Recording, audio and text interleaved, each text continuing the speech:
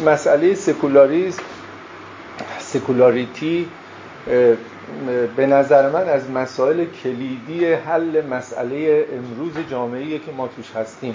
اگه چند تا کلید داشته باشه، حتما یک کلید اصلیش مسئله‌ای که با نام سکولاریسم مطرح میشه. من سعی میکنم در دقایق اولیه خود مسئله رو یک کمی باز کنم، مسائل جامعه ما چی هستن که به نظر من با 2-3 مسئله گره خوردن که تا اینا حل نشن اون مسائل ما در عرصه سیاسی و اجتماعی حل نمیشن.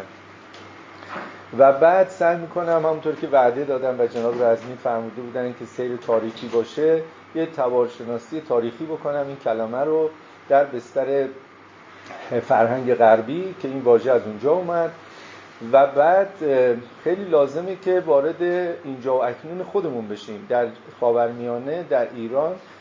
خاورمیانه رو از این جهت گفتم که کشورهای عربی، ترک، ایران و کشورهای اسلامی این منطقه با مسائلی دست بگریبانن که به نوعی سکولاریسم بیان اون مسئله است و دریچه ورود به اون مسائل.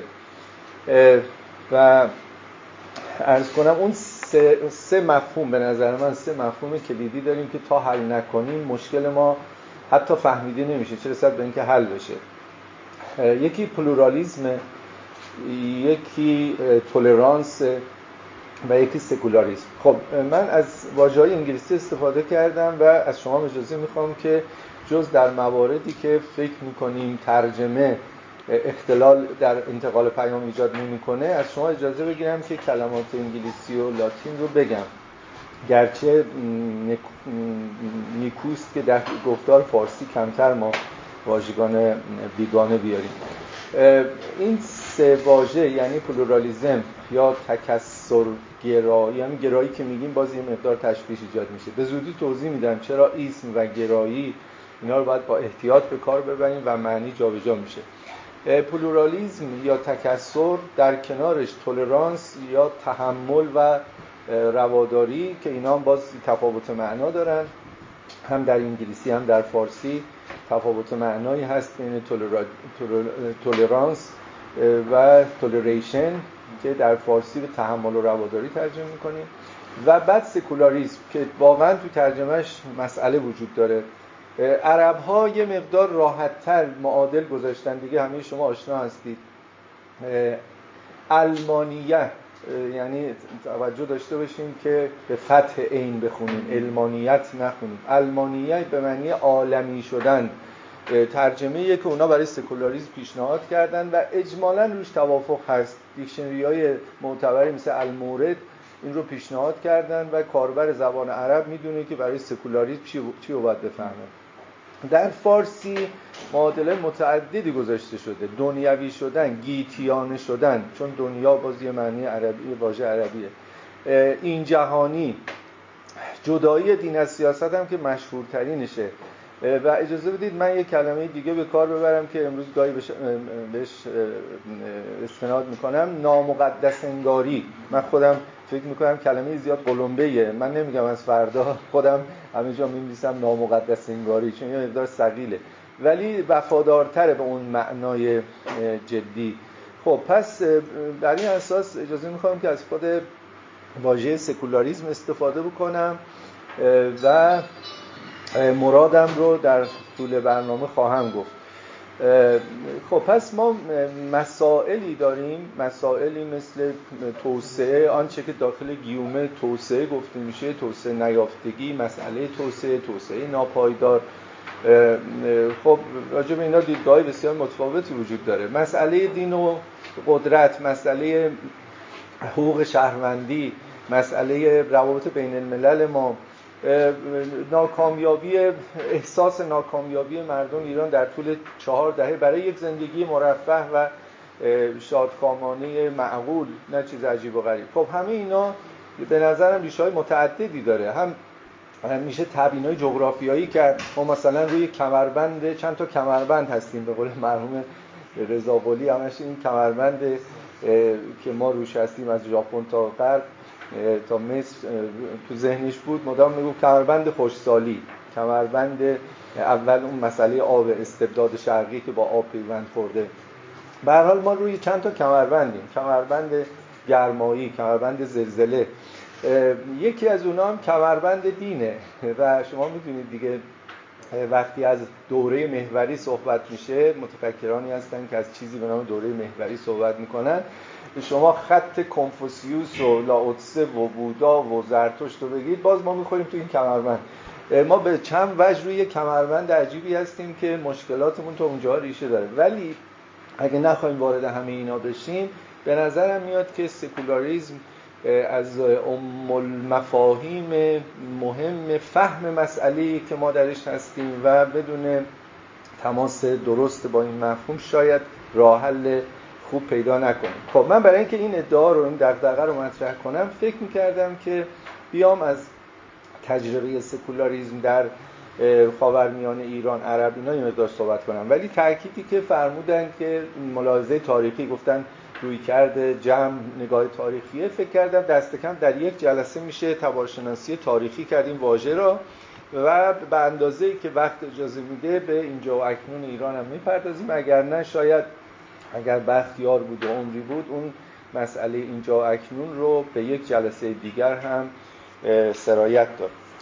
خب با سرعت واژه رو بکاویم. حتما نکاتی که میگم برای خیلی از دوستانی که اهل پژوهش هستن تکراره، به خاطر تکرارش پوزش میخوام، ولی برای اینکه هم ذهنی پیدا کنیم اجازه بدید که از این مفاهیم آشنای تکراری شروع کنیم تا به بحث‌های جدی‌تر برسیم. وقتی سایکولاریس رو ما دنبال میکنیم تو زبان لاتین، میرسیم به یک کلمه خیلی قدیمی، حتی شاید پیش از آنچه که قرون وسطا گفته میشه میرسیم به اونجا، کلمه سایکولوم. پس در واقع سکولار که امروزه به راحتی ما به کار میبریم یک تبار 1800-900 ساله میشه ردیابیش کرد.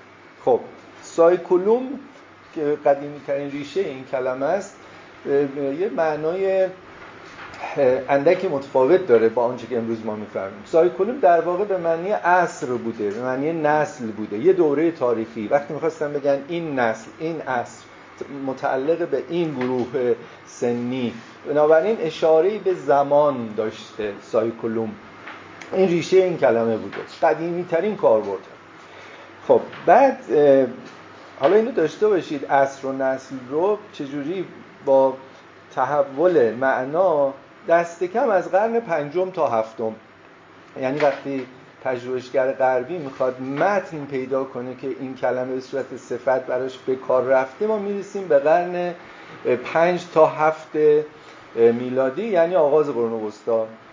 خب دوستانی که با تاریخ اندیشه غرب مسیحی آشنا هستن میدونن که وقتی از قرن 5 تا 7 صحبت میکنیم یعنی از چه دوره؟ موقعی که دستگاه کلیسا و مفهوم کشیش و زندگی رهبانی داره قوام پیدا میکنه. یعنی میدونید دیگه در 300 سال اخیر پس از تولد مسیح و پیام مسیحیت این دین نسبتاً مخفی بوده یا مال خواصی بوده، اول مال بردگان بوده و بعدا به نهاد اجتماعی تبدیل نشد. برخلاف اسلام که در دوره بنیانگذار نهاد دین شکل میگیره، در برای مسیحیت 300 سال طول میکشه تا یواش یواش دین نهادینه بشه. اون وقت دین نهادینه‌ای که یه تفاوت اساسی بین اسلام و مسیحیت اینه که مسیحیت در نقطه آغاز پیوند با قدرت نداشته، در حالی که اسلام از همون آغاز با قدرت پیوند داشته.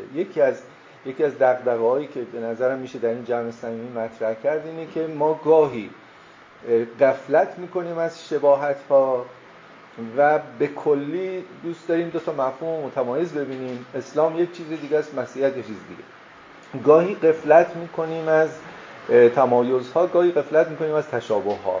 خب دو تا دین میتونن به هم 1000 تا شباهت داشته باشن و در 1000 نقطه اختلاف داشته باشن. مفاهیم هم همینطورن. سکولاریسم در مغرب زمین یک تبار داره، یک مسیر تاریخی داره، یک نوع نیروی آزاد میکنه، در جامعه اسلامی یه نیروی دیگه آزاد میکنه.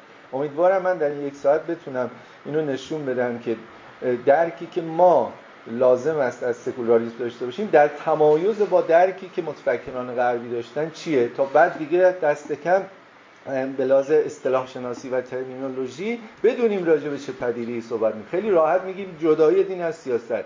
آیا اون درکی که کسی مثل چارلز تیلور داره از جدایی دین از سیاست همون درکیه که فرض کن دکتر عبدالکریم سروش داره و دیگران، یا نه هر دو اینا از کلمه سکولار از این مفهوم استفاده میکنن؟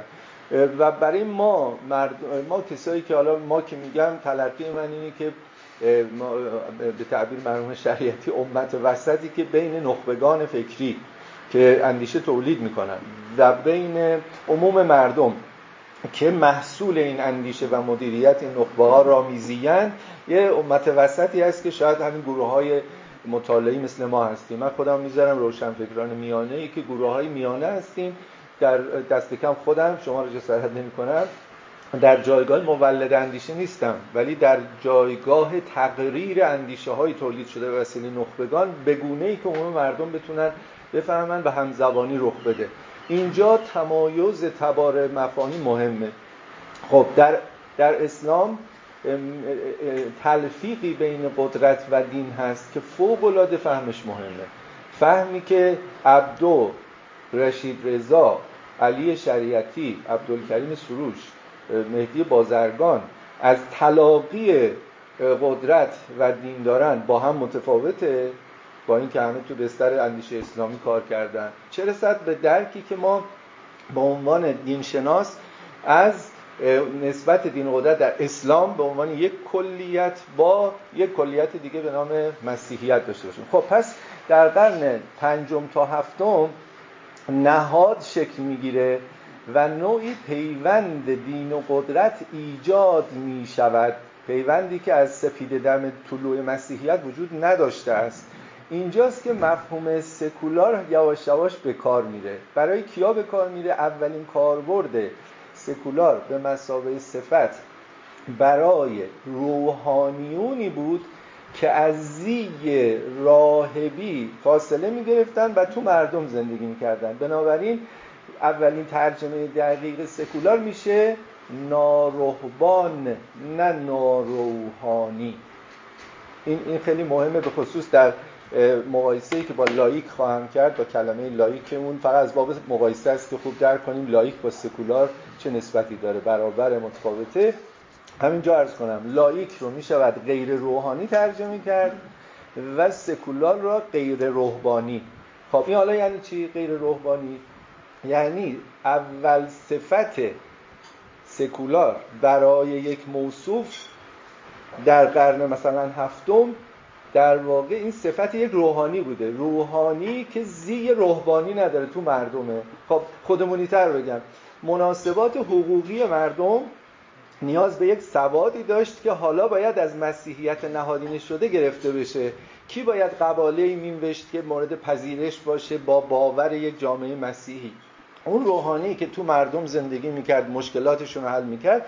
کما اینکه خودمون هم داشتیم، حداقل تو تجربه زیسته من بود که میگفتن فلانی درس علمی خونده، از علماست، گرچه عمامه نداره، یا فلانی عمامه داره ولی منبر نمیره. میگفتیم خب پس روحانیه به چه درد میخوره؟ میگفتن نه، قباله های خوب میمیسه، دعواها رو خوب فیصله میده. ازدواج طلاق رو مثلا در حالا روستایی که ما زندگی میکردیم کار یک چیزی بود که میگفتن ایشون درسته که عمامه نداره ولی بهش احترام بذارین، روحانی سالم و باسوادیه. خب کارش بود، فقط کارش ازدواج و طلاق بود و قواله نویسی. به اینا میگفتن سکولار. پس روحانی غیر روحانی میشد سکولار. این تقابل دوگانه در واقع کلروس سایکولار و کلروس ریگولار، این دوگانه در قرن 7 وجود داره. ریگولار که ریگولاریتی یعنی به قاعده، ریگولار اونیه که تو زی روحانیه، یعنی تو تعلق داره به کلیسا و به ندرت از کلیسا میاد تو مردم، روزهای خاص میاد. بنابراین تو دستگاه رومی عده‌ای ریگولارن، عده‌ای سکولارن. ریگولارها تو زی طلبگی هن و جز برای وعظ و فلان و اینا نمیان. این یکی نه، یه روحانی سکولار چه بسا خودش کشاورزی کنه، خودش مغازه‌دار باشه با تحصیلات. خب اینو از قرن هفتم بیایم تا اواخر قرن 13 دیگه شکل میگیره. یعنی قدیمی ترین رگه‌ای که ما برای این مفهوم داریم حدود قرن پنجم تا هفتمه که تازه شکل گرفته، ولی اینکه تو متون متعدد جا بیفته باید بیایم تو قرن 13. پس قرن 13 یعنی اواخر قرون وسطا این معنا شکل گرفت. خب این معنی تقریبا متداول میشه، به فضای پس از رنسانس هم منتقل میشه تا من دیگه این میانه رو کش ندم، میرسیم به قرن 18 و 19 و اتفاق جالبی میفته. این مفهوم از اروپا میره آمریکا. ببینیم حالا تو آمریکا و ادبیات قرن 18 و 19 سکولار به چه معناست. زیر شاخه پروتستانی که وارد آمریکا میشه یه گرایشی هست که مشهور به باپتیستا. باپتیستا رو چی ترجمه میکنیم؟ میگیم تعمیدی ها. حالا این هم داستانی داره که چرا به اینا میگن تعمیدی در حالی که بقیه هم تعمید دارن. اون چیزی که الان مورد نظر ماست اینه، الان شما تو دیکشنری ها نگاه کنید بگید باپتیست کیه، میگن پروتستان طرفدار جدایی دین از سیاست. بلافاصله این تو باپتیستا هست. یعنی خیلی وجه اجتماعی مفهوم به اون ریشه یابی کلمه تعمید ربطی نداره. الان هم ما وارد اون نمیشیم. نکته‌ای که برای ما چشمگیره اینه جدای دین از سیاست آنچنان که آمریکایی باپتیست میگوید در قرن اواخر قرن 18 و اوایل قرن 19 متفاوت است با سکولاریتی که در خود حتی بریتانیا هست. پس در خود اونجا هم دو تا معناست که تفکیکش مهمه. در آمریکا مثلا توماس جفرسون نامه‌ای داره که تاریخ نامه هم الان وجود داره، 1802 نامه‌ای بین جفرسون و یکی دو تا از این بنیانگذاران، پدران بنیانگذار به اصطلاح، جیمز مدیسون هم یکی از اوناست. اینا از این مفهوم جدای دین و سیاست به سود چی میخوان استفاده کنن؟ به سود استقلال نهاد دین. یعنی خوب است برای اینکه مردم اونجوری که دلشون میخواد دیندار باشن قدرت سایه‌شو ببره کنار، به زبان ساده استیت و ریلیجن تفکیک بشن تا مردم اونجوری که میخوان ایمانی زندگی کنن. خب پس ما الان از قرون وسطا منتقل شدیم به دوران مدرن. در دوران مدرن میخوایم یک دوگانه‌ای رو تفکیک کنیم، کاربرد سکولار در آمریکای قرن 18 با در بریتانیا. در آمریکا گویندگان و منادیان سکولاریسم، ببخشید سکولاریسم رو نباید به کار می‌بردم، ایسمو به کار نبریم، منادیان اندیشه سکولار و جدایی برای اینکه دین خفه نشه گفتن دولت بره کنار، کلیساها مستقل باشن. شما میتونید تو محله خودتون خواستید ختم بگیرید، روحانی که میخواین صدا کنید. لازم نیست اونجا یه لیستی باشه که چون مسجد توی ذیل حاکمیت دینیه هر روحانی که نمیتونی بیاد پشت تریبون هر چی دلش میخواد بگه. اونجا میگفتن بذار هر چی دلش میخواد بگه، مردم هم مؤمنن، یه ختم دارن، یکی سخنران میخوان دعوت کنن، نباید ما با دولت تنظیم کنیم. و جالبه که پدران بنیانگذار در این باره وحدت نظر داشتن. پس تعلق دینی وجود داره، مفهوم جدایی و سکولاریتی میآید برای نجات ایمان. دولت برو کنار تا اونجوری که میخوام مؤمن باشم. اما در بریتانیا چه اتفاقی میفته؟ در بریتانیا مفهوم سکولار برجسته میشه برای اینکه سایه سنگین امر مقدس کنار بره، عرصه اجتماعی نفس بکشه. که اینجا حالا یه تعبیری داره که برای جمع ما یک جالبیت، حالا من مصدر جعلی با جالب ساختم، جالبیت خاص داره. ببینم شما کشف میکنید، حتما کشف میکنید. در ابتدای قرن 19، همون اوایل قرن 19، برای اینکه استاد دانشگاه مدرن، خود دانشگاه هم یه جلسه خوب تاریخی میخواد که چگونه دانشگاه از 1200 209 212 220 200 فلان که از سوربن تا کمبریج آکسفورد هست چگونه رسید به اکنونی که ما هستیم. تقریبا 5 نسل مفهوم دانشگاه عوض شد تا به دانشگاه کنونی رسیدیم. اینم در جای خودش جالب. دانشگاه ها که استاد میخواستن انتخاب کنن به یه جایی رسیده بودن که سوگند استادی یاد کنن. در بریتانیا سوگند استادی برای کلیسای آنگلیکن باید وفادار می بود به کلیسای آنگلیکن و سوگند یاد می کرد به این کتاب مقدس و این کلیسا سوگند یاد می کنم که معلم خوبی باشم و چنین و چنان. یک جریانی پیش اومد که جورج هالیوک مشهورترینشه و ایشون برای اولین بار در 1846 ایسم رو سر سکولار گذاشت.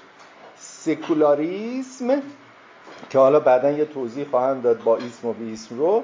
سکولاریسم ابتدا اینجوری که ما الان خبر داریم 1846 یعنی تقریبا نیمه قرن 19 ایسم اومد سر سکولار و ایشون در واقع خب ایشون اهل بیرمنگام انگلستان هست. حالا بیرمنگام هم یک الان هم دانشگاهاش دانشگاه اخلاق گرا و تمایلات چیز دارن.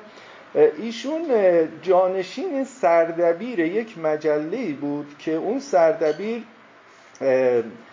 چارلز ساتول سردبیر مجله‌ای که حالا اون قسمت جالبش اینه اسمش هست اوراکل آف ریزن.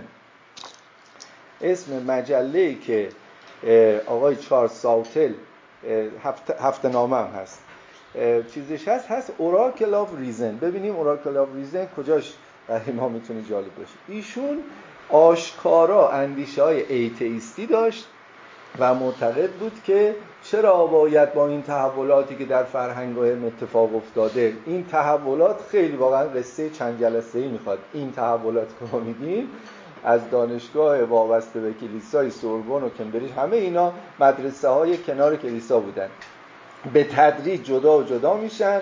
بعد یه مقدار جدایی بین علم و دین میفته، از گالیله به نیوتن، از نیوتن به ما بعدیا و به قرن 19 که میرسیم عملا جدایی اتفاق افتاده ولی رسمی نشده. ایشون میاد توی هفته نامه که 2-3 سال هم بیشتر کار نکرد، توقیف شد، اونجا هم توقیف داشتیم و خود این آقای سردبیر 1 سال به زندان محکوم میشه به خاطر اندیشه‌های آشکارا ایتئیستی. خب اسم مجله مهم همون میخوام کشش بدم که ببینم شما چه می‌گید.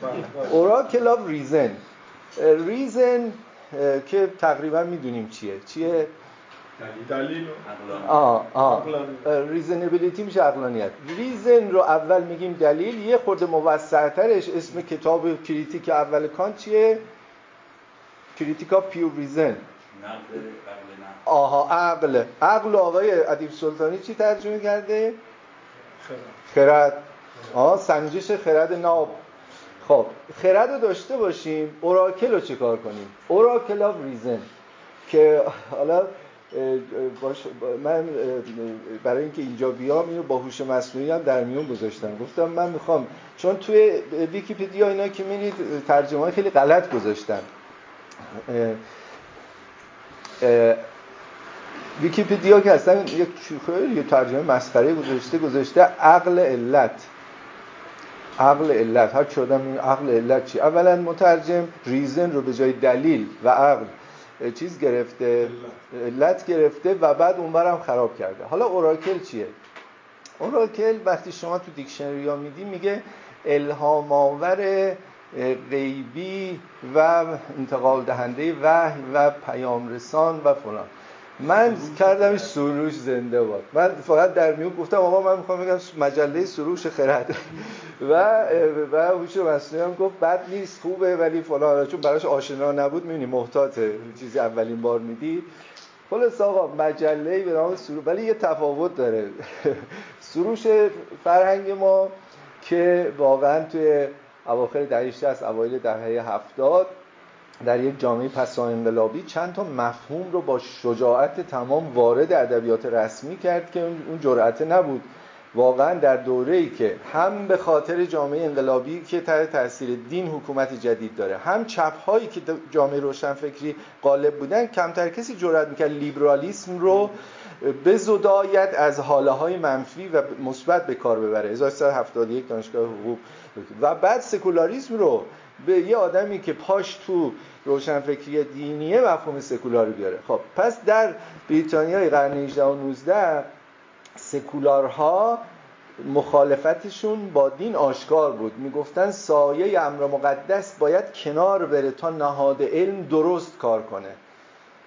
خب این یه ریشه ای هم داره در نزاع دانشکده‌های ایمانوئل کانت که فوق‌العاده است، به فارسی ترجمه شده، دوستانی که علاقه‌مندن حتما دیدن. در نزاع دانشکده‌ها میدونید دیگه 4 دانشکده از قرون وسطا منتقل میشه تا زمان کانت تا قرن 18 و سیطره کدوم یکی از این 4 تا قالب دانشکده الهیات و اونجا کانت داره زحمت میکشه که دانشکده آرت رو که فلسفه اونجاست رو از ذیل سلطه الهیات در بیاره که اسم کتابم هست نزاع دانشکده‌ها و مترجم جوان فلسفه پژوهشون خانومی فوت کردن، یادشونم گرامی، کتابچه خیلی جالبه. به هر حال پس زمینه نزاع دانشکده‌ها تو اون فرهنگ هست.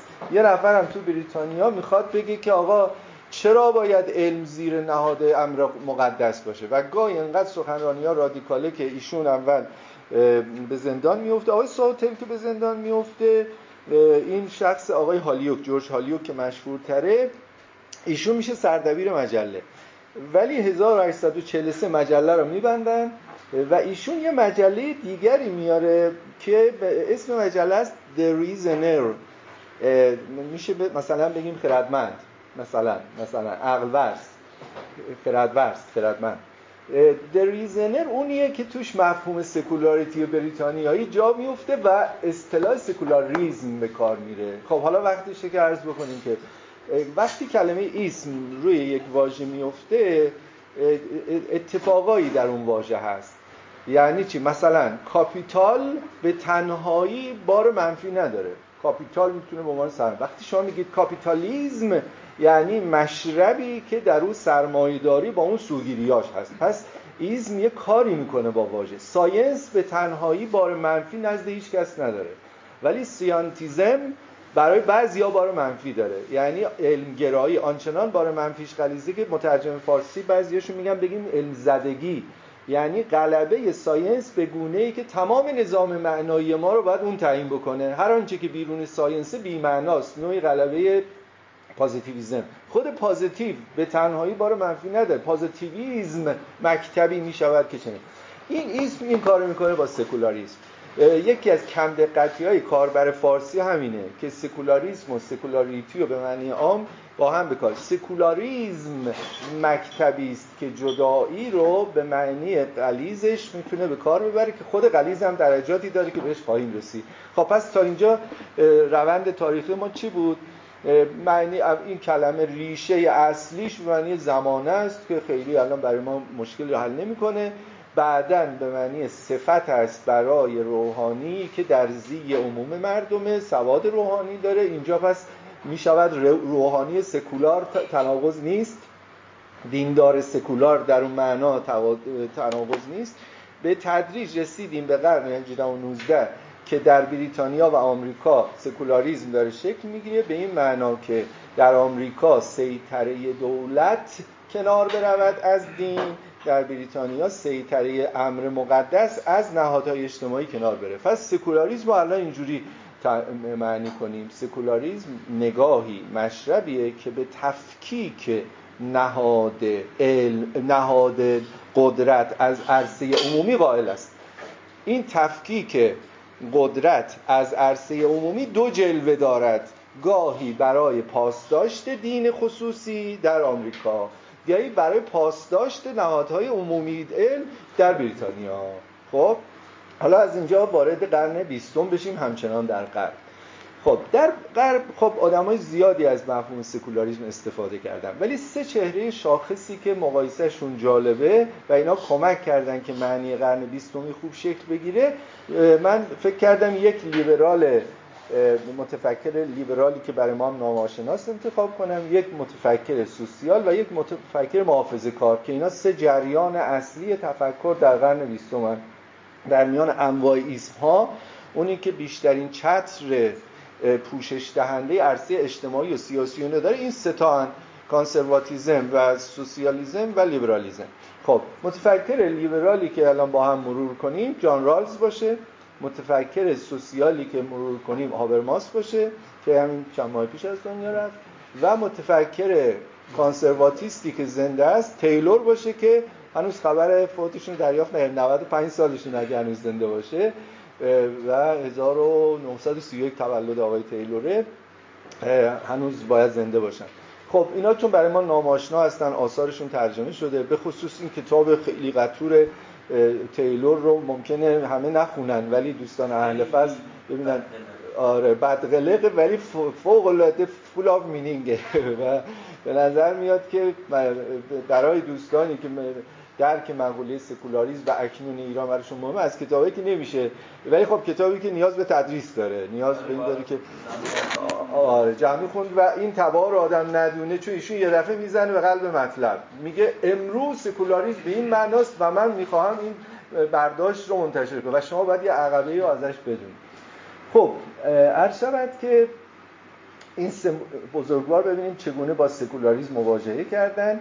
یک یادآوری نهایی که ما انگار پذیرفتن جدایی برای حالا یا پاسداشت دین یا برای پاسداشت عرصه عمومی رو درک کرده ایم، حالا میخوایم به مقتضیاتش فکر کنیم. تو قرن 20 گفتن این درک کافی نیست، ببینیم چه چیزهایی، چه مقتضیاتی، چه حواشی داره این نوع نگاه. اگه به راحتی شما بگید تفکیک، همه مشکلات حل نمیشه، تازه مشکلات جدیدی هم میاد. خب مثلا مشکلی که جان رالز، چون به لحاظ سنی هم بخوایم در نظر بگیریم، اول رالز، بعد هابرماس، بعد تیلور، من به همین سیاق میام. رالز رو دوستان میشناسن، حدس میزنم که شاید در ایران هم دوستانی هستن که تقریر کننده اندیشه رالزن.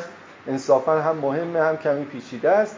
رالز رو من فقط سریع مرور میکنم که میدونیم در بچگی میخواست چی بشه. اولین شغل محبوبش کشیش بود.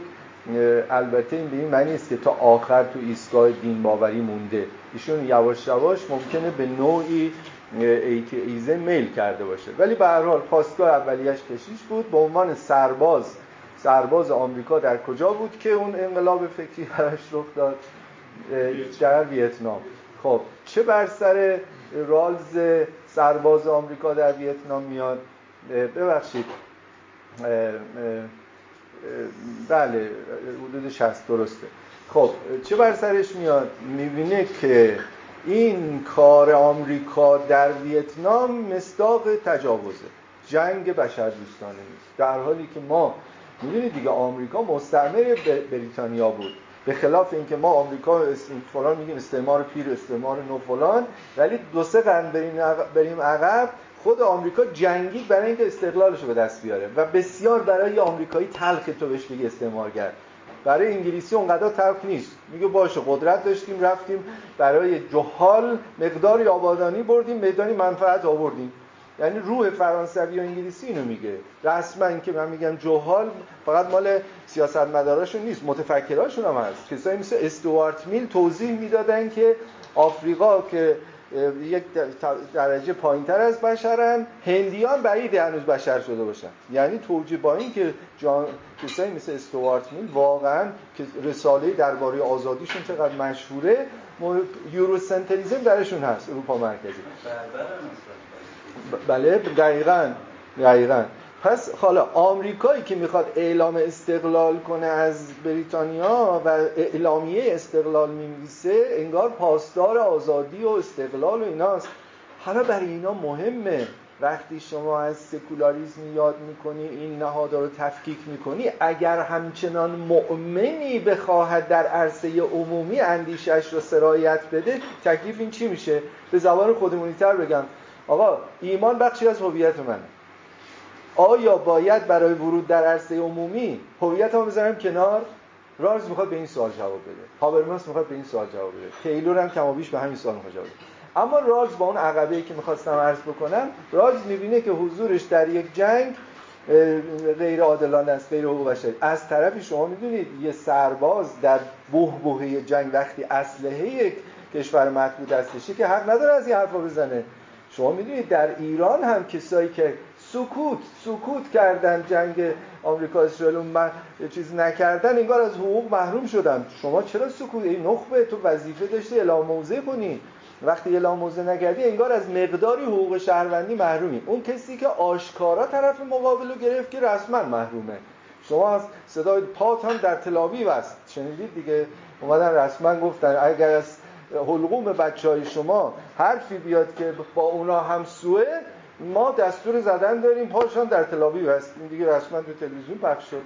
حساب کنید رالز اونجا اومده همین کارو کرده، اومده گفته این جنگ عادلانه نیست و من نمیخوام شلیک کنم و میدونید دیگه محکوم شد به محاکمه. اونجا حالا اعدامش نکردن ولی به محاکمه و چیز افتاد. اونجا به یک نکته‌ای رسید، گفت که آقا کشیش و ایمان و اینا نمیتونه مشکل رو حل کنه، گوش این زورمداران که به موعظه کشیش نیست. من باید بیام در رشته درس بخونم که اندیشه عدالت رو تسری بدم تو نهاد قدرت. اونجا بود که فلسفه رو انتخاب میکنه و یک لیبرالیسم معتدل مودیفایدی رو میپذیره که میدونید دیگه میگن اگه لیبرتاریان ها یعنی سوپر لیبرال ها اینجا باشن و مارکسیست ها هم اینجا باشن، دو قطب مقابل باشن، رالز میاد تا یک قدمی اینجا بهش میگن لیبرال چپ، یعنی متمایل به گفتمان عدالت. از این طرف هابرماس هم انقدر به آزادی و عرصه عمومی گفتگو آزادی اعتقاد داره که اونم میگن چپ راست، نو مارکسیست راست. خب پس یه جایی دغدغه عدالت و آزادی اینجا کنار هم میشینه. و حالا جالبه هابرماس اصلا عقبه مذهبی نداشت ولی رالز داشت. رالز اتفاقا ابتدا دوست داشت کشیش بشه و بعد فیلسوف سیاسی شد. به تدریج از اون دلبستگی‌های دینیش کم میشه، اما پروای جامعه مؤمنان در نظریه رالز هست. حالا اینجا بیایم سکولار نزد رالز. رالز معتقده که خیلی بعد از اینکه معما حل میشه آسان میشه، ولی ابتدا یه بار دیگه سوال مطرح کنم این چقدر مهمه. آقا من هویتم دینی است، قبول، میخوام وزیر بشم، وکیل بشم، نماینده مجلس بشم، قانون وضع کنم، آیا باید هویتمو بذارم پشت در که سکولاریته انگاری میگه، یا با اون هویت بیام؟ اگه اون، آیا شما ظلم نکردید به من میگی باور خودتو به تعلیق در بیار، هویتتو بذار و تا بیای تو عرصه عمومی. چرا باید این کارو کنم؟ آیا زورگویی نیست، ناعدالتی نیست به سود ایتئیستا؟ این نگاه رالزه. خب بذارید مثال ملموس براتون بزنم ببینید چی میشه. این مثال رو ما بحثای چیز ما بود، شاید برای شما هم خاطره بود، موقعی که جریان اصلاحات راه افتاده بود و اندیشه همین تکثر و اینا مطرح شده بود، اولین سوالی که جلوی روشنفکرای دینی گذاشته بودن این بود. میگفتن آقا شما میگی تکثر فلان، آقا یه نفر میگه من اصلا مؤمن نیستم، میخوام رسما شراب بخورم توی دانشگاه، میخوام بیام یه بطری با خودم بیارم، آیا راه میدین یا نه؟ اگه راه ندادیم پس پلورالیست نیستیم، اگه راه دادیم پس مسلمون نیستیم. پس روشنفکر دینی مسلمان پلورالیست اصلا تناقض است. این یکی از معضلاتی بود که ما بارها توی مناظره و ایناش با چه عذابی باید اثبات میکردیم. فهمی از تکثر با فهمی از اسلام که این فهمی چیه شاید قابل جمع باشه. این کار رو رالز انجام داد ولی راه حلش رو ببینید چیه. و خب بعد از اینکه حل میشه فکر میکنیم راست میگه، ولی انصافا من تو ایران ندیدم بعد از چند دهه به این شسترفتگی بتونم. من دارم سادهش میکنم. رالز چی میگه؟ میگه که شما نباید صدای غیر مؤمن را خفه کنید، همه باید صدا داشته باشن از جمله مؤمن. یعنی در جامعه‌ای که به تدریج روند جدایی به سمتی میرود که انگار دین داره حداقلی میشه، مؤمن و نامؤمن به یک اندازه باید مجله داشته باشن، انتشاراتی داشته باشن، کتاب داشته باشن، چون آزادی بیان توی چیزای اسناد آمریکا فوق‌العاده مهمه. واقعا یه جلسه مستقل می‌خواستم پیشنهاد کنم، تبار مفهوم آزادی بیان از کجا به کجا رسید، تا کجا، مرزش کجاست، محدوده حقوقی آزادی بیان و اخلاقیش کجاست. اینا الان خیلی ناشفافه تو جامعه ما. به هر حال آزادی بیان وقتی برای غربی مهمه، میگه باید در مقام بیان همه آزاد باشن، آورده‌هاشون رو داشته باشن، نباید روند سکولار شدن فشار بیاره به مؤمنان که احساس خفگی کنن، فکر کنن نمیتونن صداشون رو بگن. اما فیصله نهایی در مشروعیت قانون قرار باشه یک کلمه از رالز بکشیم بیرون، بگیم دال مرکزی اندیشه او هست چیه؟ قانون عادلانه. این میشه ترکیب دال مرکزی او. کدوم قانون عادلانه است؟ مشروعیتی دارد که با عقل قابل پشتیبانیه. قانون عادلانه محصول پابلیک ریزنه. خب این راه حل رالزه. در مقام دین ورزی آزادی هر جور که دلت میخواد دین کنی. این که معلوم بود که تو اگه دلت بخواد تو خونت میتونی نماز بخونی. جامعه سکولار با این مشکل نداشت. جامعه آمریکا با چی مشکل داشت؟ آیا باید امر دینی تو مدرسه هم دخالت کنه یا نه؟ مثلا تو مدرسه گفتم مثال مشهورش چیه؟ زیست شناسی علمی که ماها خوندیم. دوستان نسل ماها، این جوانایی که الان کتاب میخونن نمیدونن، ماها خوندیم بسیار سکولارتر از اونی که تو آمریکاست. چطور ما چی خوندیم؟ ما در واقع فیزیکی که ما خوندیم فیزیک سکولاره. فیزیک سکولار یعنی چی؟ یعنی فیزیکی که درش قانون بقای ماده و انرژی رو معلم فیزیک درس میده و هیچ مخمم به ابرو نمیاره. یعنی من و شما در دهه 60 در مدرسه بودیم یا دانشگاه بودیم دیگه، سنمون اینجوریه. تو دهه 60، حالا دهه 50 رو نمیگم چون مال پیش از انقلاب، دهه 60 رو چرا میگم؟ چون ما اول سر کلاس فیزیک خوندیم که قانون بقای ماده و انرژی، ماده نه به وجود میاد نه از بین میره، حالی به حالی دیگه میشه. اینو می‌نوشتیم، نمره میگرفتیم، بعدم میرفتیم نمازمون رو میخوندیم. سر نمازم خدایی رو میپرستیدیم که کرییشن داره، خلق از عدم، کان الله ولم یکن معه شیء. بعد اول ما خلق الله العقل. بعد یه عالمه مثلا متکلم میگه طول کشید، فیلسوف هم میگه که نه فاصله زمانی نبود ذاتی بود. خلاصه آقا ماده مخلوق خداست، مال کلاس دینی بود. اینو می‌نوشتیم 20 میگرفتیم. سر کلاس فیزیک هم می‌نوشتیم قانون بقای ماده. خب اینا که با هم نمیخونه که، ولی ما اصلا تخصص داریم در این که امور متناقض را بزییم و خیلی هم دچار تشویش نمی‌شدیم. خب بریم اونجا. در جامعه مثل جامعه آمریکا وقتی زیست شناسی داروینی تو مدارس تدریس میشد، عده‌ای از خانواده‌ها اومدن شکایت کردن، میگن شما به بچه‌های ما یه جور یاد میدی که خدا نیست که داره خلقت انواع میکنه، تبدل انواعه. خب چرا نظریه کتاب مقدس بایبل نباید تدریس بشه، نظریه داروین تدریس؟ کلی اینجا داستان جذاب پیش اومد همین 20-25 سال اخیرا که حالا داستان جالبی داره. یه دین جدید هم اختراع شد، پاستافاریانیزم، نمیدونم میدونید یا نه. اونم داستانی داره که حالا داستان در داستانش نکنیم. پس در جامعه‌ای که مؤمنان می‌خواهند با هویتشون وارد عرصه عمومی شوند، این چیزا هم پیش میاد. زیست شناسیشون هم باید با انجیل بخونه، با بایبل بخونه، با کتاب مقدس بخونه.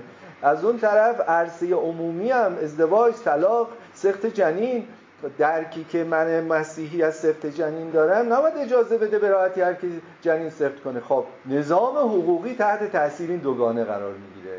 آیا به شما میدونید همین الان هم در ایالت‌هایی از آمریکا یوتانازیا ممنوعه، اوتانازی، بهکشی، مرگ از روی ترحم ممنوعه، در بعضی جاها سقط جنین ممنوعه.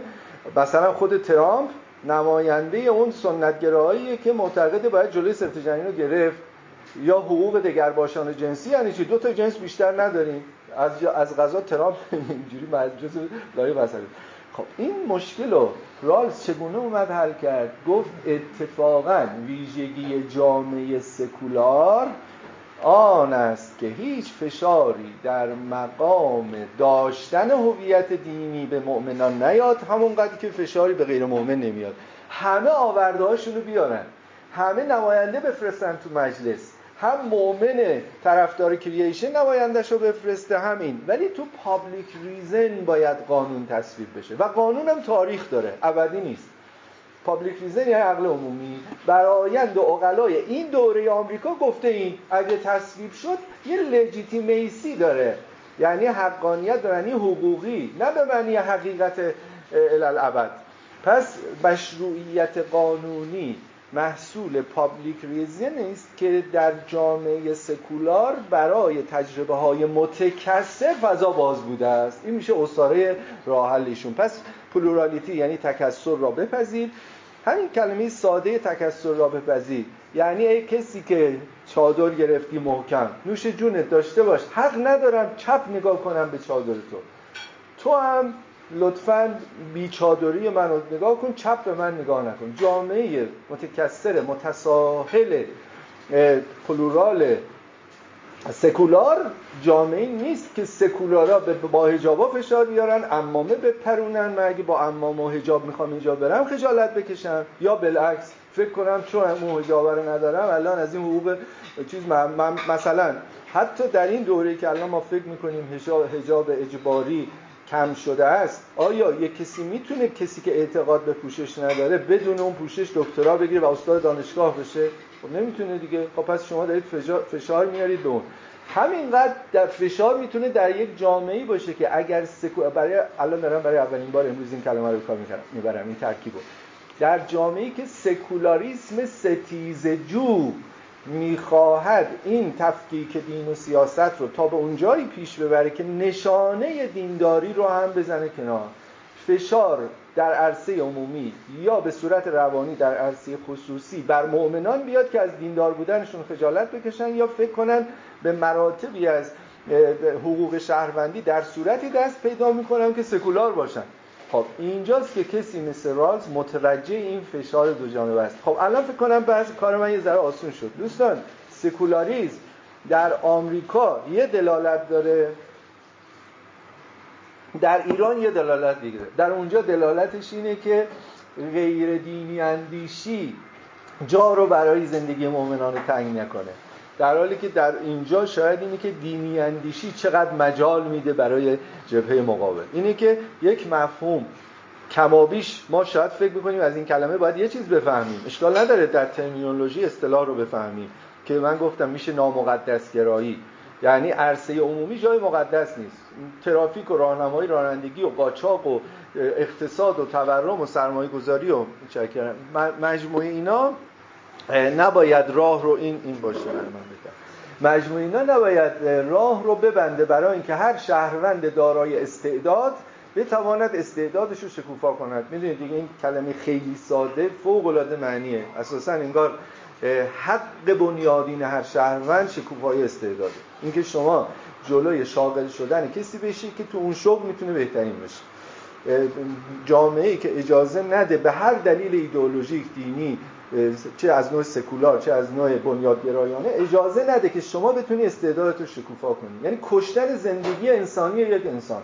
شما به من غذا دادی، ماشین دادی، رفت آمد دادی، اجازه دادی، ولی نذاشتی استعدادم. من تو این رشته میتونستم شکوفا بشم، ولی شما به خاطر تبعیض جنسی نهادینه شده در قوانینت، به خاطر تبعیض مذهبی فلان، جلوی ارتقای من تا اینجا رو گرفتی. به همین چیزی که من به این سرعت گفتم مسئله سکولاریسم میگه که چگونه یا مقدس انگاری بنیادگرایانه یا نامقدس انگاری ستیزه جویانه جلوی شکوفایی استعداد ما رو نگیره. این دغدغه مشترک رالز، هابرماس و تیلوره. خب رالز رو اجمالاً گفتیم دغدغش مشروعیت قانونه و معتقده که مؤمن و نامؤمن، مثلا اگه بپرسیم بگیم آیا مؤمن حق داره با حجاب بیاد تو مدرسه، بیاد تو دانشگاه، میدونید فرانسه یه جواب دیگه میده. جامعه یعنی لایسیته یک کمی متفاوت با سکولار. بد نیست که یه اشاره هم همینجا به لایسیته بکنم و بعد دیگه بحث رو در این زمان اندکی که مونده پیش ببرم. لایسیته ادبیاتیه که از لاتین بیشتر تو فرانسه زبان‌ها جا افتاده، تو انگلیسی زبان‌ها کمتر میگن لایسیته. و لای که به معنی چیه؟ غیر روحانی. یادتون اول جلسه گفتم غیر روحانی رو برای سکولار نگه داریم. لایک یعنی غیر روحانی، یعنی کسی که اصلاً تو کسوت روحانیت نیست و درس روحانی نخونده. لایکوس کلمه یونانیه که وارد لاتین شده. لایکوس یعنی چی؟ یعنی مردم عامی، مردم عادی، در مقابل کلرژی که کلرژی یعنی شخصیت روحانی. پس مردم یا لایکوسن یا کلرژی هن. کلرژی یعنی کسی که کاهن، امر مقدس بلده، روحانیه، و لایکوس هم یعنی غیر روحانی. از اونجایی که تا زمان انقلاب فرانسه فشاری که نهاد کلیسا بر فرانسه می آورد خیلی ثقیل‌تر بود بر فشاری که دین در بریتانیا می آورد، واکنش شدیدتر بود. بعد از انقلاب فرانسه گفتن دیگه روحانی حق نداره وارد عرصه سیاست بشه، در حالی که در جوامع غربی نمیگن که شما چون کشیشی حق نداری وارد عرصه عمومی بشی. ولی میگن کشیشید مال خودت. اینجا عقل کار میکنه. بنابراین هیچ محال نیست که یک کسی استاد دانشگاه بشه تازه بره کشیش بشه. تو جامعه پروتستان داریم رئیس دانشگاه بشه ولی در واقع بعداً میشه میگه کی کدوم آدم مشهوریه که بعد از ریاست دانشگاه رئیس دانشکده دانشگاه نه اصلاح کنم ولی بعد از اینکه استاد تمام شد رفت کشیش هم شد. جان هیک متفکر پلورال انگلیسی یه همچین شخصیتی بود. در حالی که در فرانسه شما کرسی بالا رو نمیتونی بگیری با هویت دینی جمع کنی. جامعه لاییک پس اینجوری تقسیم بندی کنیم. لاییک حساسیتش به ورود دین و نمادهای دینی به عرصه عمومی غلیظتر از جامعه سکولاره و الا از نظر جدایی اگه بگیم جدای دین از سیاست این وجه اشتراک هر دوه. هم لاییکا نوعی جدایی رو قائلن هم سکولارها. فرقش چیه؟ در جامعه سکولار جدای دین از عرصه عمومی به غلظت جامعه لاییک نیست. شما حق داری وارد مدرسه و دانشگاه بشی با چادر و نماد دینی خودت با کلاه یهودی. در فرانسه شما میتونی یه مسجد داشته باشی بری اونجا عبادت کنی ولی عرصه عمومی. حالا سوال این که عرصه عمومی کجاست؟ میدونید دیگه تو این مسئله حجابی که اینا پیش اومد سوال این بود که آیا دانشگاه عرصه عمومی یا نه. چون قانون لایسیته میگفت چی؟ میگفت که ورود نمادهای دینی به عرصه دولتی است که ممنوع است. یک کلمه پس ما اینجا میدونید دیگه ما بعد هگل جامعه رو دیگه دو قسم تقسیم نمی‌کنیم بگیم دولت غیر دولت. سه قسم تقسیم می‌کنیم. میگیم دولت، جامعه مدنی و حوزه خصوصی. این تقسیم بندی این هم حتما دوستان عنایت دارن دیگه. جامعه مدنی سیویل سوسایتی به معنی دقیق کلمه یعنی نهاد واسط بین لایه قدرت و دولت و آحاد مردم. خب فرانسه جلوی زیست مؤمنانه در عرصه خصوصی رو نمیگرفت. کجاها رو جلوشو میگرفت؟ در دولت که قطعا باید بگیره. آیا جامعه مدنی هم میتونه تا کجا باز باشه و کجا از مثلا اگه یک در خود فرانسه ما کلیسا داریم به طور رسمی، کلیسایی که یه عده مؤمن برن و هیچ به اصطلاح بحث سیاسی گفتگوی سیاسی نداشته باشن مجازه. کجا مشکل وجود داره؟ اینکه شما از بودجه دولتی امکانات دولتی از یک سالن دولتی استفاده کنید برای تبلیغ دین. خب ما لایسیته رو اینجا داشته باشیم. حالا میخوایم اینو از این جهت گفتم که وقتی درباره رالز و هابرماس و تیلور صحبت میکنیم هر دوشون فراتر از مضایق جامعه لاییک دارن درباره حقوق زندگی مؤمنان و غیر مؤمنان صحبت میکنن. خب بیایم دغدغه هابرماس میدونید هیچ بنیان دینی نداره مثل رالف، اما به تدریج به یک بصیرتی میرسه. خودش اینو اعلام میکنه. میگه تصور ما این بود که هر چه به دنیای مدرن در دنیای مدرن به امروز ما نزدیکتر میشویم، هر چه بشر از قرون وسطا به دوران مدرن میاد و وارد مدرنیته متأخر میشه. میدونید هابرماس پرهیز داره از دوران پست مدرن یاد کنه. چیزی به نام دوران پست مدرن از نظر هابرماس نداریم. چی داریم؟ مدرنیته متقدم داریم، مدرنیته متأخر داریم. مدرنیته متقدم مثلا تو همون قرن 18 و بعدش امروز در قرن 20 امروزی که ما اون میگیم تا اوایل قرن 21 ما توی مدرنیته لیت مدرن نه پست مدرن. یه فرق ظریفی هست بین پست مدرنیسم و لیت مدرن. خب در هابرماس تو فکر کنم حدود سن 60 سالگی بود اینو اعلام کرد رسما که میگه من رصد کردم دیدم این یک افسانه است که هرچه به امروز نزدیک میشیم رو به آینده میریم دین رخت برمیبنده از دور خارج میشه. نه، دین داره تولید میشه. دین داره یا حالا تولیدش رو هابرماس نمیگه، متفکر دیگه ای هست یه اصطلاحی داره innovation of tradition. innovation of tradition میگه ابداع سنت. این کتاب به فارسی هم ترجمه شده. ابداع سنت میگه اصلا سنت در دوران مدرن ابداع میشه. خیال نکن سنت یه چیزی بود اون موقع و ما الان داریم اینو تجربه میکنیم دیگه. شما میدونید 50 سال پیش چیزی به نام مجمع شیرخوارگان و حسینی اصلا معنی نداشت. 50 سال پیش کسی مثل مطهری اومده بود یه علامت سوال گذاشت رو رقیه و سکینه و علی اصغر 6 ماهه و اینا. الان شما جرئت نداری. من خودم نمیدونستم توی بعضی از این مجامع حسینی فکر می‌کردم آقا دیگه مطهری گفته دیگه ما مجازیم. مقتل ابی مخنف که اومده بود گفتم خب خدای آقای جودکی رو حفظ کنه، ترجمه خوب از ابی مخنف به ما داد. الان اونجا دیگه معلومه علی اصغر 6 ماه افسانه است، چون علی اصغر در ابی مخنف اومده، ولی اسم کیه؟ علی اصغر اسم کیه؟ امام سجاد. ما اونجا اصلا علی اوسط نداریم، تو ابی مخنف یه علی اکبر داریم که شهید شد، یه علی اصغر داریم که در گلی میپیچیده و کافری او را لگد میزنه، کافر دیگری میگوید آخه این فرزند رسول نزن و این او را دعا میکنند. این اونجا هست. و این کیه؟ علی اصغر.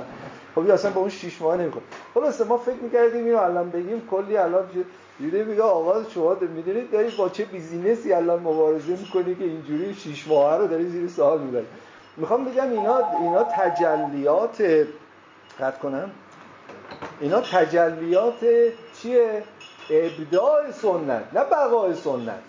سنت مدام داره اینجوری باز تولید میشه، یک مراسمی الان شکل میگیره، روایاتی ساخته میشه، قصه هایی و فلان که اصلا نبوده. خب اینو من به کمک هابرماس اومدم. هابرماس میگفت که معلومه به این زودیا خیال نکن دین میره، پس نیاز به چی داریم؟ پابلیک اسفیر. یادتونه جان رالز میگفت پابلیک ریزن، عقل جمعی، عقل عمومی، فیلتر ورودی های مؤمنان و غیر مؤمنان. هابرماس پابلیک اسفیر در سپهر عمومی، گفتگوی عقلانی در سپهر عمومی، و اینجا اتفاقا فرصتی است که مؤمنان و غیر مؤمنان وارد گفتگو بشن، چه بسا چالش مؤمنانه بتونه عقلانیت غیر مؤمنان رو هم پالایش کنه.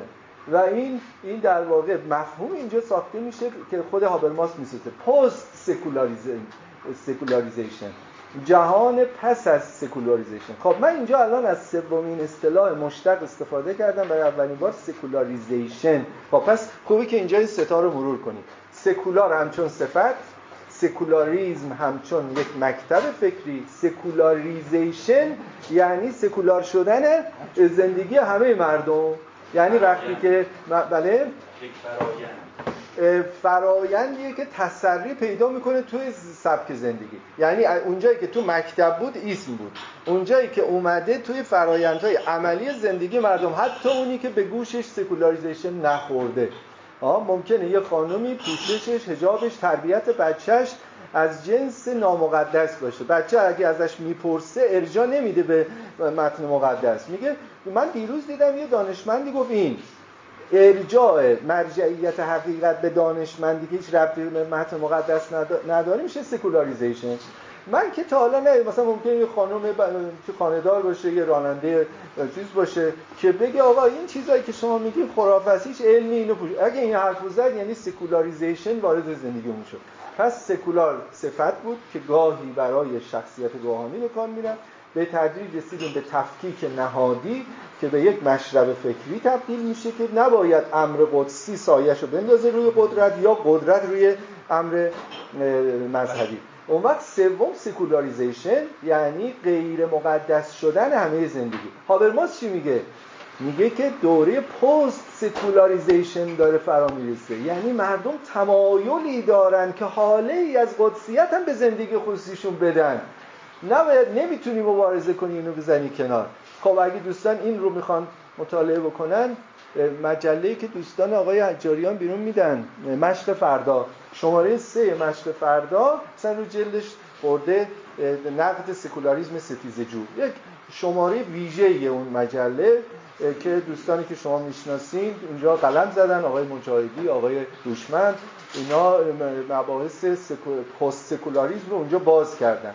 البته من یه نقدی هم به رویکرد اون مجله دارم، نقد نه اینکه خطای فلسفی، نه، اون آنچه که آوردن محکمه، ولی برای اینجا و اکنون جامعه ایران نصفه، حتما خلای بزرگ داره اون مجله که حالا خودم فکر می‌کردم یه زمانی شاید یه مقاله بنویسم برای دوستان بفرستم که حالا به تحقیق افتادم. من نگاهم اینه، این تباری که من از رالز و هابرماس میگم و این دوستان تو شماره 3 آوردن کاملا پژواک دغدغه متفکریه برای غرب، فوق‌العاده مهمه، ولی برای جامعه ما که بنیادگرایی و ابداع سنت، دیگه لطیفش ابداع سنته، اون داره زمینه تهدید حقوقه. اینجا شما از پست سکولاریسم حرف بزنی، به تعبیر خود آقای حجاریان یه زمان تعبیر جالب به کار می‌برد برای پست مدرنیسم. میگه پست مدرنیسم از علمی خوبه، درسته، ولی برای جامعه ایران بهداشتی نیست. برای اینکه من که هنوز نیازمند بصیرت‌های مدرنیته هستم، پست مدرنیسم ابزاریه برای اینکه همون بصیرت‌ها رو هم نابود کنم. من میخوام از واژه خود ایشون استفاده کنم برای نقد رویکرد و مجله. پست سکولاریسم حتما برای غرب مفیده، برای ایران هم نه اینکه مفید باشه نباشه، نصف ماجراست. حالا اون نصف کجاست؟ در جامعه ایران ما با حول و ولای بیشتری علاقه‌مندان به سکولاریسم داریم، پس اون مجله درست مسئله رو تشخیص داد، اما نیمی از ماجرای ماست. همچنان نهاد قدرت و قانون ما تحت سلطه برداشتی از امر قدسی داره باز تولید آن چیزی میکنه که اونا هم نگرانشن و اون خشونت. پست سکولارها نگران چی هن؟ خشونت نامقدس ها علیه مردمی که معنویتشون از امر قدسی میگیرن، در حالی که اینجا ما به طور معکوس باز تولید خشونت رو داریم. بنابراین باید دو طرف رو دید. آخرین جمله‌ام اشاره باشه به بصیرتی که تیلور به ما میده و اینو هم بگم دیگه عرضمو تموم میکنم که تخطی نکنم از زمانی که در نظر گرفتیم. برای تیلور رواداری یکسان بین مؤمنان و نامؤمنان دغدغه است و یک سگانه‌ای داره. همون ابتدای کتابش این سگانه رو ترسیم میکنه که با ذکر اون من عرضمو به پایان میبرم. اون سگانه چیه؟ تیلور میگه که دو معنا از سکولاریسم خوب باز شد، تو کتاب‌ها و متون هست. معنای اول تعبیر اینه کاهش ارجاع به خدا. خیلی لطیفه، من دوبار اینو تکرار میکنم تا ببینیم چقدر زیبا حتی اینجای ایران ما رو هم رصد کرده. کاهش ارجاع به خدا در امر عمومی به رغم باور خصوصی. میگه این معنای اول سکولاریسمیه که به تدریج شکل گرفت از قرن 18 19 20 جا افتاد. کاهش ارجاع به خدا در امر عمومی به رغم اینکه در خصوصی شما مؤمنی، نمازو میخونی، روزه رو میگیری، ولی یاد میگیری که تو مجلس رفتی نگو چون نهج البلاغه گفتم، باید استدلال بیاری. همونی که رالز میگه پابلیک ریزن. اشکال نداره که بگی دوستان نهج البلاغه میگوید حقوق فرزند و پدر این است، اما اگر تونستی باز تو کلمه ترجمه مال هابرماسه، میگه مقدسا باید یاد بگیرن آموخته های مذهبیشونو به زبان غیر مقدس ها ترجمه کنن. خیلی زیباست. و نامقدس باید یاد بگیره به زبان مقدس دغدغه عقلانی خودش رو ترجمه کنه. اینجا تازه گفتگو شکل میگیره. بدون فهم مفهوم من اگه بودم به جای ترجمه میگفتم ترجمان، چون ترجمان به معنی بیانه، نه از زبانی به زبان دیگه. ترجمان قلب تپنده گفتگوی هابرماسیه و ما اگه اینو یاد نگیریم، خب شما میبینید که اصلا ما درست برعکس میریم. یعنی این مال هابرماس بود، ببخشید من بین راز و هابرماس و تیلور. هابرماس از ترجمه استفاده میکنه، میگه که گفتگو در عرصه عمومی کجا ما از ستیز بین سکولارهای ستیزجو و جامعه‌ای که هنوز توش، جامعه جهانی که هنوز توش ایمان داره کار میکنه، کجا میتونیم جلوی اون ستیز رو بگیریم، وارد گفتگو در عرصه عمومی بشیم. برای گفتگو لازمه چیه؟ لازمه ترجمه است. اگر شما لطیفترین بنمایه‌های اخلاقی تو به زبان یک سکولار گفتی که احساس کنه ها یه عقلانیتی هم این تو بود، من فکر میکردم قال مسیح تمامه، نه یه استدلال پشتشه. و بالعکس من میگم اگه اون سکولاره یه چیزی گفت که من تا حالا تو فضای دینی باش انس نگرفته بودم، انگار یه دلیلی پشتشه که حتی برای منم الزام. اینی که این میشه دغدغه تیلور. حالا چیه؟ تیلور میگه که ابتدا سکولار معنی یکش این بود که در عرصه عمومی خدا رو وارد نکن، حتی اگه تو قلبت هست. میگه خب این معنی اول سکولار. معنی دوم سکولار چیه؟ اینو حقیقتش من خودم مدیون اولی رو فکر می‌کردم، تا اینجا رو خودم بلدم. اینو از تیلور یاد گرفتم. کاهش باور به خدا در سلوک مذهبی به رغم کار کردن خدا در عرصه عمومی. جالب نیست؟ کاهش باور به خدا در عرصه خصوصی به رغم کار کردن خدا در عرصه عمومی.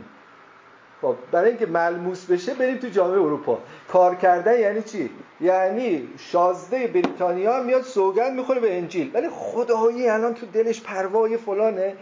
نه، عرصه عمومی که خدا توش هنوز کار. شما پشت دلار هنوز نوشته چی؟ این تراس آف گاد، اعتماد من به گاده. خدایی جامعه سرمایه‌داری پروای گاد توشه. اینجاست که تیلور میگه معنای دوم سکولار اینه که مردم دارن سکولار میشن، یعنی دارن ایمانشون از دست میدن، به رغم اینکه در عرصه عمومی تسلیت میگم خدا صبر بده. حالا شاید طرف اصلا به خدا و صبر، اصلا خدا کیه که صبر بده؟ اصلا هست مگه؟ خب ولی اینو میگیم خدا حافظ.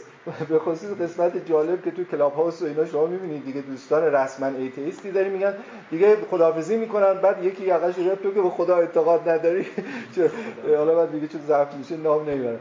میخوام بگم خدا انگار کار میکنه، به رغم اینکه نیچه اعلام کرد که خدا مرده، ولی خدا، تیلور میگه خدا تو قلبا مرده ولی تو عرصه عمومی زنده است، تو نظام حقوقی زنده است، تو ارث و میراث و فلان و اینا شما یه کد میدی به اون فقهی که تهش به خدا وصله، تو دیه، تو فلان.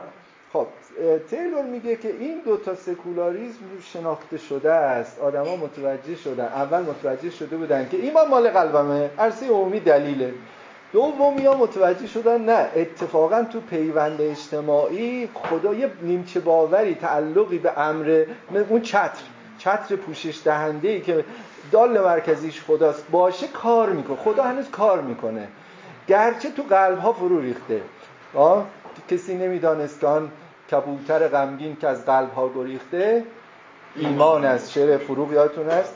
این تیلور داره میگه کبوتر غمگین از قلب‌ها گریخته، ولی تو زبان و فقه و نظام و یه جایی کارم. ایشون میگه این دوتا معنی تشخیص داده شده. من میخوام معنی سوم سکولار رو بگم.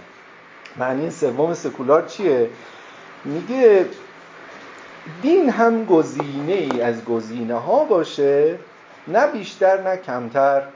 این معنی سکولار را ما باید تمرین کنیم که این یه جوری پژواکی چیه، همون حرف راز و هابرماز به زبان خودش. تیلور میگه الان نیازی که خاورمیانه پرآشوب، آمریکا فلان، جامعه جهانی داره اینه، نه دینو کنار بزن بگو که دیگه علم و حقیقت و شناخت به فلسفی ما رو بی‌نیاز از دین کرد، نه توی مؤمن متعصب بگو که اگه دین نداری از حقیقت چیزی نمیدانی و ستیز و نزاع. نه، جامعه سکولار جامعه‌ایه که به طور مساوی یا متعادل فشار رو از زیست متکثر برداره. مؤمن هم در عرصه خصوصی هم در عرصه عمومی با دستاوردی از ایمان وارد میشه بدون اینکه فشار بیاره برای حذف نامؤمن. خب در این جمع‌بندی که 1 دقیقه بیشتر طول نمی‌کشه عرض کنم که ما یک توارشناسی کردیم از واژه سکولار در مغرب زمین. تو این قسمت پایانی من مایل بودم از گفتم به طور خاص حالا 1 الی 2 دقیقه یادآوری کنم. جامعه عرب متوجه نسبت دین و قدرت شد. بعضیا دوست دارن بگن زودتر از همه ما بودیم، سید جمال رو که یه ذره فضل تقدم سنی داره میارن. بعضیا معتقدن ترکا و عربا و مصرا یک کمی جلوتر بودن. مثلا بیانیه آنکارا یک سکولاریسم کامله مورد تحت تاثیر لایسیته فرانسه است. بیانیه آنکارا چی میگفت؟ کدوم صدا از این صداها بود که دیگه امر قدسی از عرصه عمومی بره کنار؟ خب در کنار اون ما یک عبدالرازق داریم، علی عبدالرازق که فوق‌العاده مهمه. من این سگانه رو فقط معرفی کنم، تفصیلش اگر عمری بود. بیانیه آنکارا یک واکنش ایجاد کرد. رشید رضا چه سالی بود؟ 1000 بین 12 تا 24 این امواج شکل گرفت، بین 1912 تا 1924 که دیگه یواش یواش آتاتورک و اینا به طور رسمی اومدن. اونجا که میخواستن زمینه‌های یا قانونی ترکیه لاییک رو بنویسن، این اول بیانیه است که بعدا میشه قانون رسمی فراگیر. در این دوره 10 ساله اتفاقی از آنکارا تا مصر میفته بسیار برای ما درس آموزه. بیانیه میگوید که لطفاً امر قدسی بره کنار، ما ترک ها و جهان مسلمان حق داریم مثل جهان پیشرفته بر اساس دستاوردهای علمی و عقلی مدرن نظام قدرتمون رو پیش ببریم، خلیفگی خداحافظ و نظامات حقوقی جدید. خب میگم به موازات مشروطه خواهی ماست. بعضی از روشنفکرای ایرانی شاید توی در حد مقاله و اینا یه ذره جلوتر هم بودن. رشید رضا چه واکنشش چی بود؟ خیلی قابل مقایسه است با ناینی اینای ما. رشید رضا گفت اسلام که دین حقه، ما تا حالا اسلام راستی رو نفهمیده بودیم، اگه بفهمی اون آزادی فلان پیشرفتی غربی تو متن خودمون هست. بنابراین خوانش حریت از متن مقدس، برابری حقوق بشر، هر آنچه که دل تنگت میخواد از این متن من در میارم. قدسیت رو که کنار نذاریم. اینجا من دیگه وقتم از دست دادم، معذرت میخوام. اینجا یک مفهومی ایجاد شد که توی ادبیات غربی نیست ولی توی ادبیات روشنفکرای ما هست. دین سکولار. ببین تا اینجا سکولار صفت علم بود. علم سکولار یعنی قدسیت زدوده. روحانی سکولار یعنی ناروحانی. اما وقتی میگن دین سکولار، این مفهوم تو خاورمیانه معنی میده، نه اونجا. دین سکولار یعنی دینی که از اول وجه این جهانیش جدی بوده، از خود پیامبر تا فقها مدام با مناسبات عقلی قابل استدلال، نه صرفاً چون پیامبر گفت.